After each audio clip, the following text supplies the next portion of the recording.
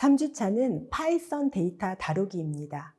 데이터를 분석하기 위한 데이터의 개념, 구조, 기본적인 개념과 분석 절차와 데이터를 가져왔을 때 같은 구조의 데이터로 전처리하는 방법 등을 알아보겠습니다. 3주차 강의 시작하겠습니다. 3주차 학습 목표는 다음과 같습니다. 데이터를 분석하기 위한 패키지를 사용할 수 있다. 데이터 파일을 오픈하여 데이터 전처리를 할 수 있다. 그러면 데이터 분석 준비부터 시작해 보겠습니다. 우선 데이터 분석 준비를 하기 위해서는 패키지를 설치하셔야 되는데요.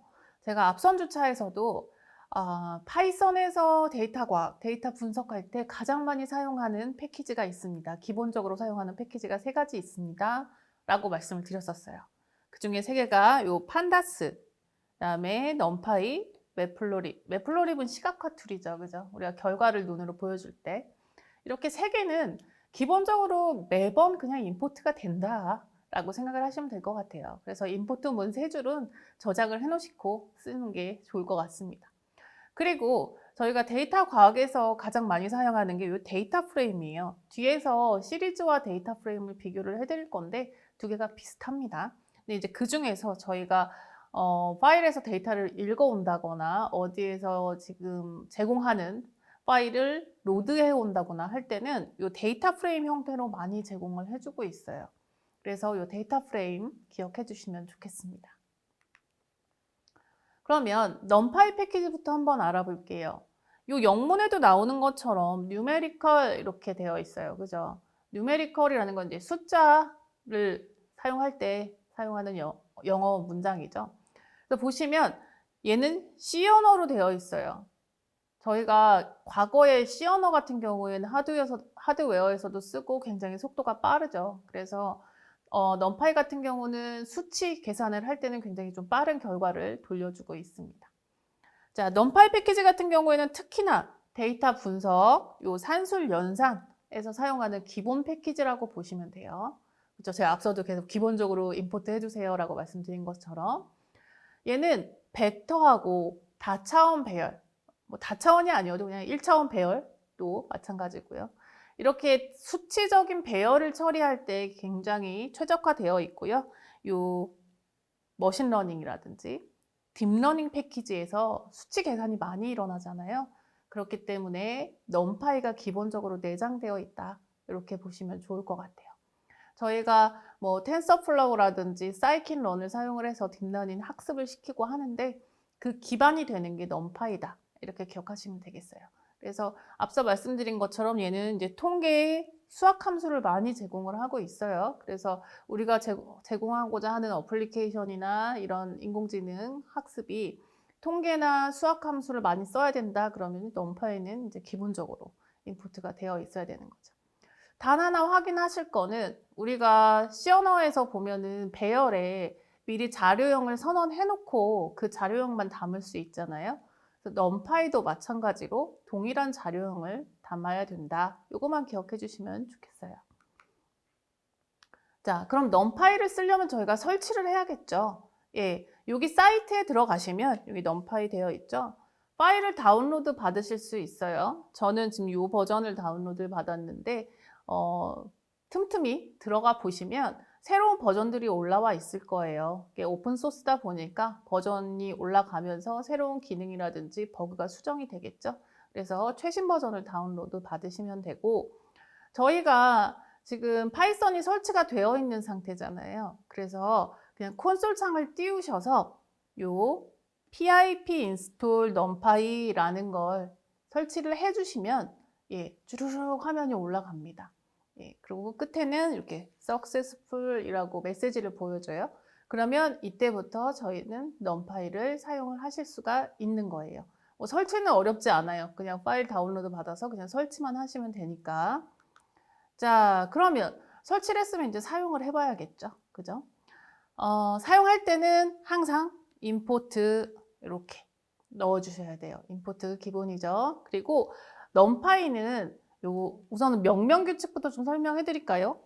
as라는 거는요. 저희가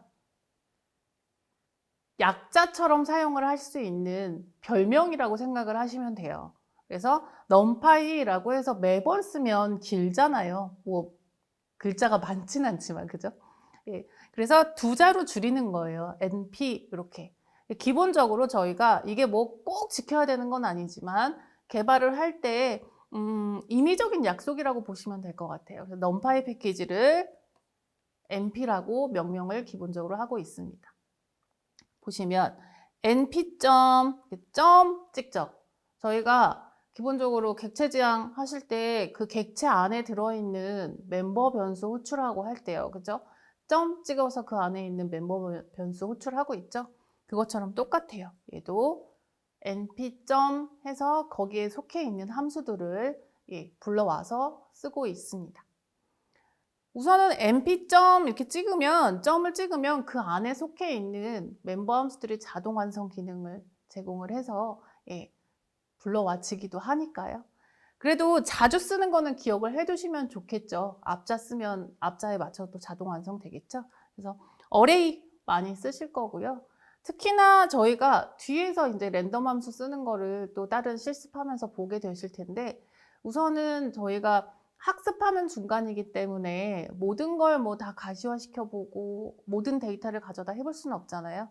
그럴 때 많이 사용하는 게 이 랜덤 함수 써서 임의의 데이터를 가지고 가시화를 해서 보여줄 때 많이 쓰고 있어요. 그러니까 기억을 해주시면 좋을 것 같아요. 밑에 있는 함수들도 한번 읽어보시기 바라겠습니다. 자, 그러면 다음은 요 판다스. 지금 여기에는 없는데 이렇게 판다 모양으로 또 아이콘이 되어 있었죠. 그래서 판다스 기억하시기 쉬울 것 같아요. 판다스 이렇게. 얘 같은 경우는 데이터 분석을 위해 사용하는 패키지예요. 얘도. 근데 행과 열 형태로 구성된 테이블 형식이라고 보시면 될 것 같아요. 저희가 엑셀에 있는 파일이라든지 이렇게 데이터베이스에 있는 파일들이 보시면 이렇게 격자로 행과 열로 구성이 되어 있어요. 그래서 이 형태로 저장이 될 수 있게 지원해주는, 그래서 테이블 형태로 되어 있는 데이터를 다루는 데 효과적인 패키지라고 보시면 되겠죠. 그래서 시리즈나 데이터 프레임 객체를 사용을 많이 하는데요. 주로 많이 사용하는 건 이 데이터 프레임을 많이 사용을 하고 있습니다. 그래서 뒤에서 계속 사례 나오니까요. 그때 또 보시도록 할게요.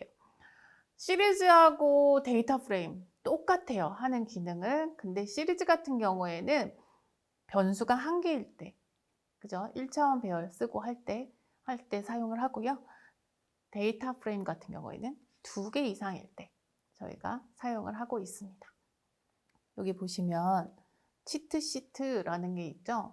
이 치트시트를 다운로드 받으실 수가 있어요. 이 경로로 들어가시면 그러면 이 데이터 프레임에 대한 전반적인 객체들을, 또 이 객체를 어떻게 사용해야 되는지를 보여주고 있으니까 학습하실 때 꼭 다운로드 받으셔서 한번 보시길 바라겠습니다. 자, 그럼 얘도 설치를 해야겠죠. 여기 pip install pandas 아까 numpy 했던 것처럼 똑같이 하시면 되고요. 기본 사이트는 이렇게 판다스 사이트가 있으니까 방문하시면 이 판다스에서 제공해주는 아까 치트시트도 보실 수가 있고 예제들도 많이 보실 수가 있어요.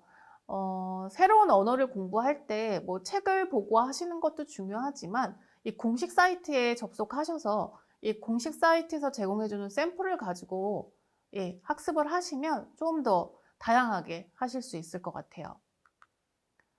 자, 그러면 얘는 어떻게 쓰는지 한번 볼게요. 그 전에 얘가 치트시트예요. 그래서 이 치트시트를 보시면 이 글씨가 작긴 하지만 여기 이렇게 어떻게 사용해야 되는지 이런 것들이 나와 있으니까요. 꼭 다운로드 받으셔서 확인하시기 바라겠습니다. 얘도 마찬가지로 import 명령 써서 쓰고요. numpy가 np라고 명명을 했듯이 얘는 pd라고 보통 명명을 합니다. 이거 기억해 두시고요. 그래서 보시면 PD 안에 데이터 프레임 객체가 있는 거예요. 그죠? 그래서 앞에 있는 데이터를 데이터 프레임에 바로 넣어줄 수가 있는 거죠. 지금은 이제 기본적인 사항이니까 나중에 실습하시면서 보시면 이제 습관처럼 바로 붙여서 쓰실 수 있을 거예요. 자, 그러면 시리즈하고 데이터 프레임 간단하게 비교해 볼게요. 시리즈 같은 경우에는 1차원 배열이에요. 그죠? 그래서 인덱스와 데이터 그냥 하나 1대1로 매핑돼서 자, 서로 다른 자료형을 넣을 수 있고요. 판다스는 다차원 배열도 원소로 넣을 수 있어요. 예. 그래서 이런 식으로 제가 이 그림하고는 다른 사례예요. 그냥 한번 보세요. 시리즈 해서 값을 쭉 넣어준 거예요. 예. 그렇게 해서 다시 프린트해서 시리즈 변수를 해봤더니 인덱스와 값, 인덱스 값, 인덱스 값 이런 식으로 보여지고 있죠. 예. 그래서 기본적으로 C 언어나 이런 데서 사용하는 1차원 배열이라고 보시면 될 것 같아요. 자, 그럼 데이터 프레임은 뭐냐? 시리즈가 하나, 두 개, 예, 세 개, 네 개 이렇게 붙을 수 있는 형태라고 보시면 돼요.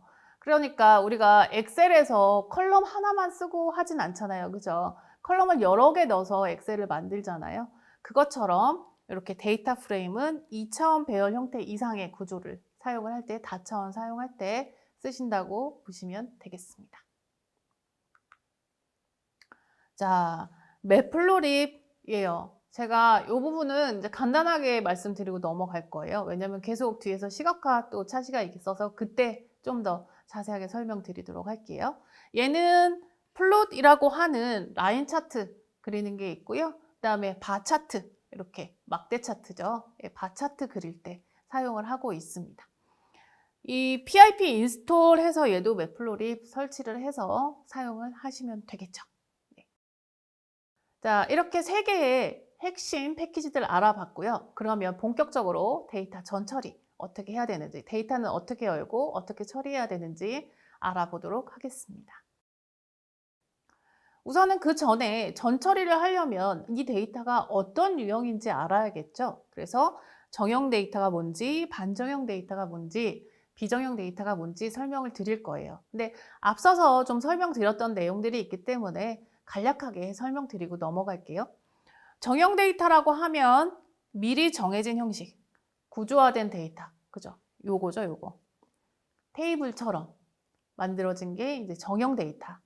그래서 행과 열로 표현되는 데이터를 저장하는 이 엑셀 시트나 저희가 RDB라고 해요. 관계형 데이터베이스라고 하는데요. 이게 우리가 기본적으로 과거부터 전통적으로 사용해왔던 데이터베이스라고 생각하시면 돼요.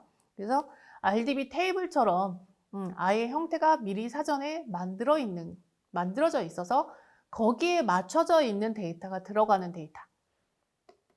정형 데이터고요.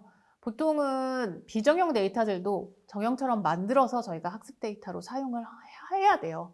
그러니까 정형 데이터가 뭔지, 비정형 데이터가 뭔지, 반정형 데이터가 뭔지 개념 정도는 알고 계셔야겠죠. 그러면 반정형 데이터는 무엇이냐라고 했을 때 제가 사례로 XML하고 JSON을 사례로 들었었어요. 그죠? 그래서 형태는 있고 그 안에 데이터는 자유롭게 들어가는 형태. 그래서 여기 보시면 여기는 HTML을 보여주고 있는데요. 여기 헤드하고 바디라는 그게 있죠. 함수가. 그래서 여기에는 어떤 값들이 들어가지는지. 그죠? 그래서 여기 안에 들어가는 값들은 자유롭게 들어가는 거예요. 문서 양식은 표준화되어 있고 그 문서 양식의 태그에 달리는 값들은 자유롭게 넣을 수 있다. 그죠? 요것만 기억하시면 되고. 비정형 데이터는 더 쉽죠. 우리가 매체에서 많이 정하고 있는 뭐 길이를 알 수 없는 긴 텍스트, 길이가 정해져 있지 않은 텍스트 또는 영상 데이터, 이미지, 또 SNS에 나오는 뭐 우리가 이모티콘부터 시작해서 움직이는 GIF 굉장히 많잖아요, 데이터가. 그리고 센서 데이터들. 센서 데이터는 반정형일 수도 있고 비정형일 수도 있어요. 그래서 요 다양한 지금 4차 산업혁명 시대에 생기는 다양한 데이터들이 비정형에 많이 속하고 있다. 이렇게 기억하시면 좋겠어요. 이번에는 데이터를 한번 불러와 볼게요. 저희는 이 CSV 파일에 있는 데이터를 불러올 거예요. CSV 혹시 들어보셨나요? 엑셀에서 이렇게 콤마로 구분된 텍스트처럼 보여지는 파일인데요. 데이터들이 콤마로 구분되어 있는 파일이에요. 그래서 우리는 이 CSV 불러와 볼 거고요. 얘는 뭘까요? 엑셀에서 불러온 거니까 정형 데이터가 될 거예요. 그죠? 그래서 얘는 우린 정형 데이터를 가지고 뒷부분에도 계속 실습을 하게 될 겁니다. 앞서도 잠깐 말씀드렸지만 비정형 데이터를 가지고 그냥 바로 학습을 시킬 수는 없어요. 그래서 이 비정형 데이터들도 다 정제를 하고 아니면 정형화해서 학습 데이터로 사용을 하게 되는데 저희가 거기까지 지금 실습을 하기엔 좀 어려움이 있어서 바로 CSV 파일을 가지고 학습을 진행을 할게요. 자, CSV 외에도 만약에 내가 구한 파일이 엑셀 파일이다 아니면 내가 구한 파일이 제이슨 파일이다. 제이슨 안에도 굉장히 많은 데이터가 들어 있으니까요. 그죠? 그래서 이럴 때는 이 파일을 다 CSV로 바꿀 필요는 없어요. 명령어 제공하고 있어요. 한번 내용을 보도록 하겠습니다. 자, 콤마로 구분되어 있는 CS 파일은 각 라인의 컬럼들이 텍스트 형태로 저장이 되어 있어요. 텍스트를 불러오는 거죠. 콤마로 구분해서. 그리고 스프레드시트하고 데이터베이스에 대한 가장 일반적으로 가져올 수 있는 데이터베이스에서 데이터 내보내기 이렇게 하는 명령이 있거든요. 그때 나오는 파일 형식이 CSV 파일 형식이에요. 그러니까 굉장히 많이 쓰겠죠. 그죠? CSV 형식은 특별한 표준이 없고요. 각기 다른 어플리케이션에 의해서 만들어지고 사용되는 데 차이가 좀 있어요.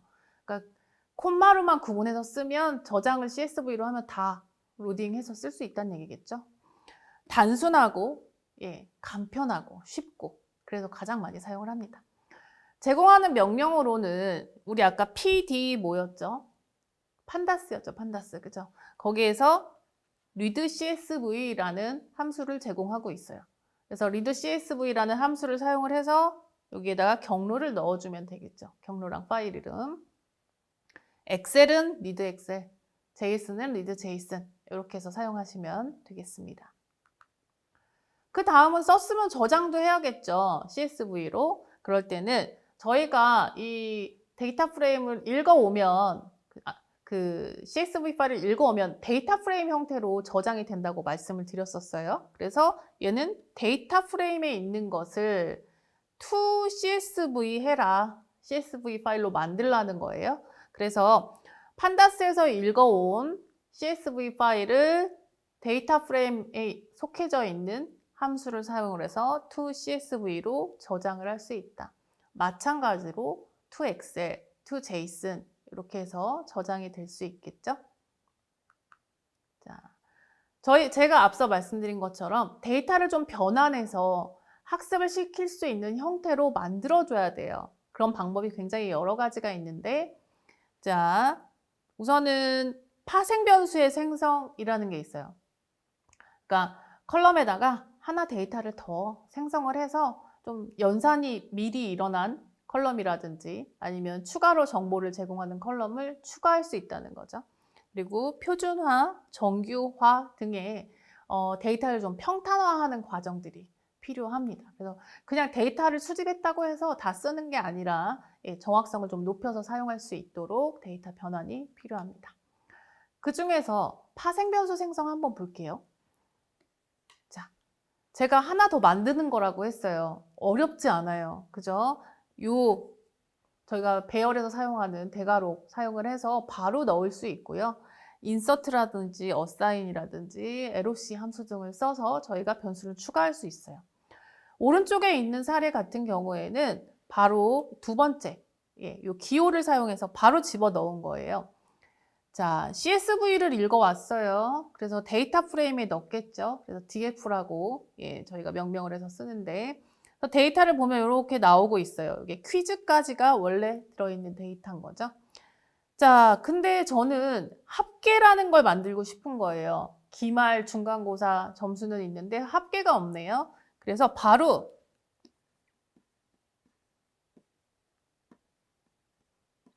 자, 이것처럼 기호를 사용을 해서 바로 만들 수가 있어요. 여기처럼. 그래서 이 합계라는 건 중간하고 기말을 합친 값이다 라고 해서 바로 실행을 해주시면 이렇게 합계값이 나오는 걸 보실 수가 있습니다.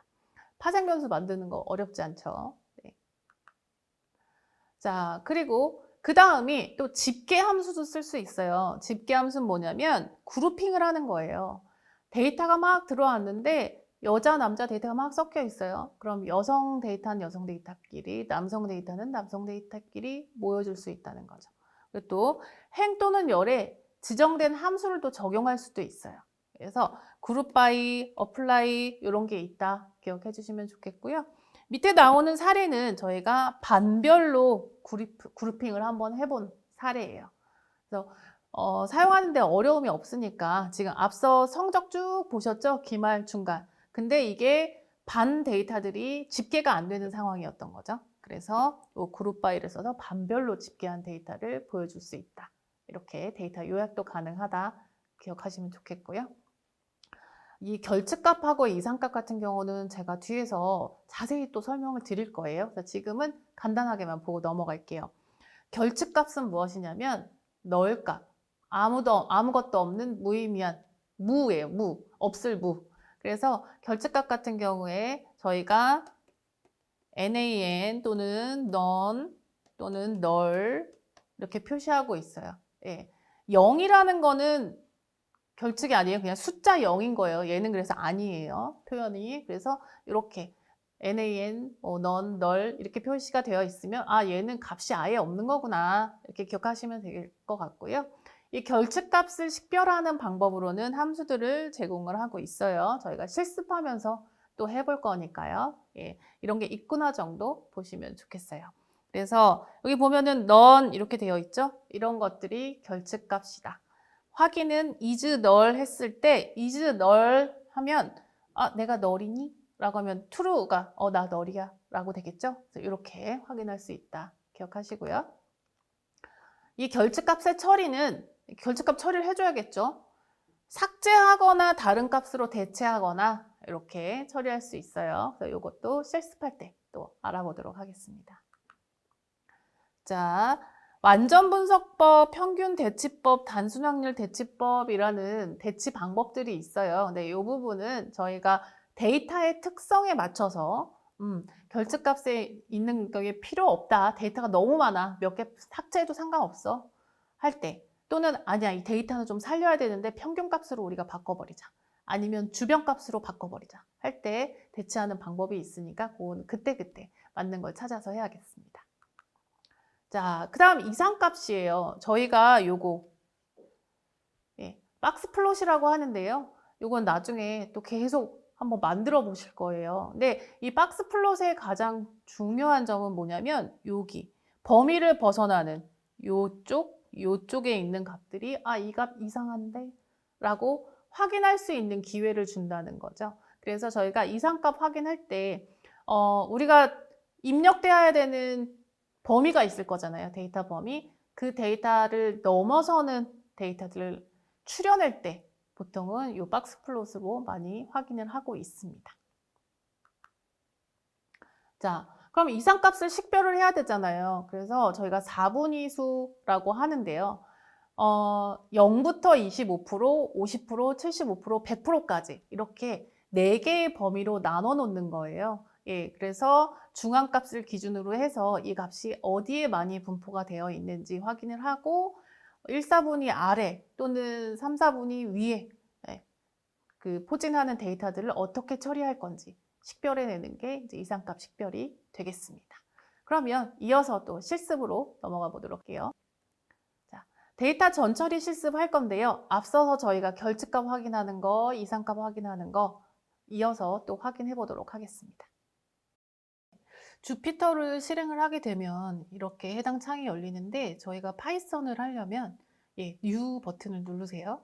그러면 파이썬 3라는 항목이 나와요. 그래서 얘를 눌러주면 새로운 창이 올라올 거예요. 자, 보이시죠? 주피터라고 하고 우리가 입력할 수 있도록 인 값이 이렇게 올라오고 있습니다. 저희는 이번 실습을 건강보험심사평가원의 계절성 질환 데이터를 가지고 해볼 거예요.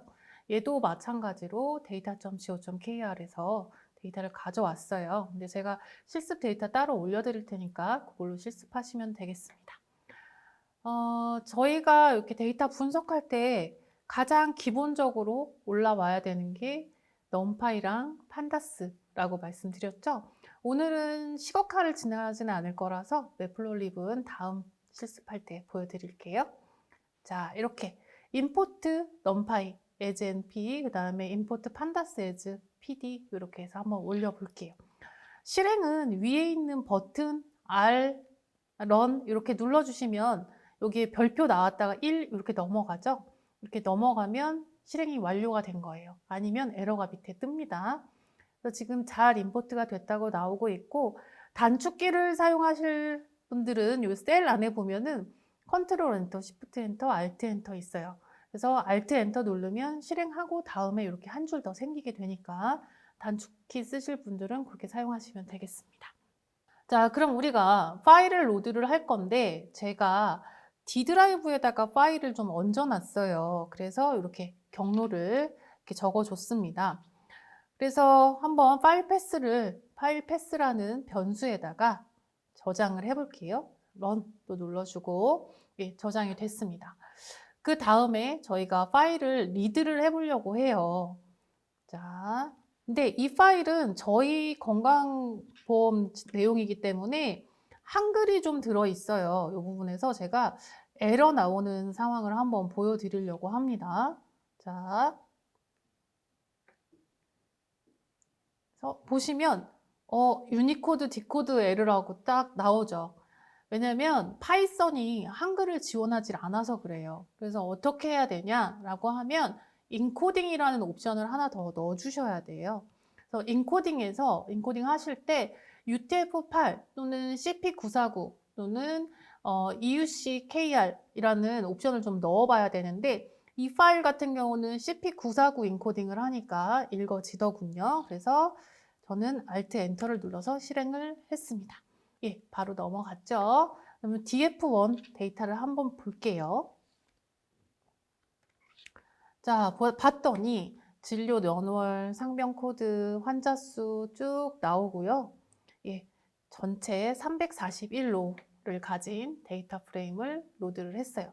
그러면 이 데이터를 한번 정보를 볼게요. 인포, 데이터 프레임의 인포. 예, 기억하시죠? 그래서 실행을 해보면 이렇게 나오는 거예요. 진료 연월 해서 컬럼은 전체 8개의 컬럼이고요. 여기 숫자가 다르네? 보험료 부담금 보니까 숫자가 이렇게 다른 걸 볼 수 있죠. 여기에는 뭔가 문제가 있겠군, 결칙이 있겠군. 예, 상상을 해보시기 바라겠습니다. 자, 그 다음에 저희가 그러면 구조는 이런데 그러면 데이터는 어떻게 됐나? 데이터를 한번 보려고 해요. 제가 헤드는 앞에 거, 테일은 뒤에 거라고 말씀드렸어요. 그래서 실행을 했더니 이렇게 상위 20개 데이터를 한번 갖고 와 봤습니다. 우리 결측 뭐라 그랬죠? NAN으로 표현할 수 있다고 말씀드렸죠? 여기 보니까 13번째 NAN이 딱 들어있네요. 예, 이렇게 결측도 데이터를 보면서 확인할 수 있습니다. 자, 그 다음은 저희가 전체 구성을 한번 자세히 보려고 해요. 앞서서 다른, 제가 이론 내용 말씀드리면서 다 설명을 드렸던 부분이에요. 그래서 잠깐 확인만 할게요.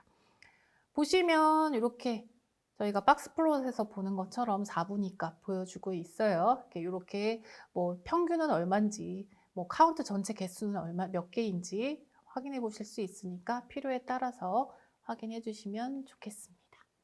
그 다음에 제가 보고 싶은 거는 주 상병 코드가 어떻게 구성이 되어 있는지, 몇 명씩 되어 있는지 좀 보고 싶어요. 그럴 때는 그룹 바이 쓰면 된다고 말씀드렸었죠? 그래서 저는 주 상병 코드 기준으로 해서 그룹 바이를 한번 해보겠습니다. 그래서 질병 그룹이라는 변수에 좀 넣어줬어요. 그러면 이 질병별로 크기가 얼마가 되는지 한번 보도록 하겠습니다. 자, 와, 봤더니 질병별로 데이터가 들어가 있는 사이즈가 쭉 올라오고 있네요. 이렇게 저희가 그룹 파일을 해서 보고 싶은 데이터를 볼 수가 있는 거죠. 자, 그럼 조금 더 진화를 시켜볼까요? 주상병 코드만 나오니까 이게 어떤 질병명인지 모르고 환자 수는 몇 명이 있는지 알 수가 없어요. 그래서 저는 그룹화되어 있는 상병 코드와 상병명의 전체 환자 수가 몇 명인지 한번 그룹 바이 명령을 써서 한번 알아보도록 하겠습니다. 자, 실행됐네요. 그래서 데이터를 한번 보시죠. 이렇게 했더니 지금 상병 코드, 상병명, 전체 환자 수까지 제가 보고자 하는 데이터를 다 보여주고 있습니다. 학습 정리 시작하겠습니다. 이번 시간에는 데이터 분석과 데이터 전처리에 대해서 알아봤는데요. 데이터 분석하려면 제일 중요한 거 파일 잘 읽어와야겠죠. 그래서 파일 읽어오는 거 read CSV 꼭 기억해 주시고요. 저희가 결측하고 이상값 추려내는 거 배웠어요. 근데 이게 왜 중요하냐면 데이터들을 읽어왔을 때 필요 없는 데이터들을 삭제하고 아니면 범위를 벗어난 데이터들을 제외한 상태에서 학습을 시켜야 학습의 정확도가 올라갈 수 있겠죠. 그래서 이 데이터 결측 그리고 이상값이 무엇인지 꼭 기억해 주시기 바라겠습니다. 이것으로 3주차 학습을 마치도록 하겠습니다. 감사합니다.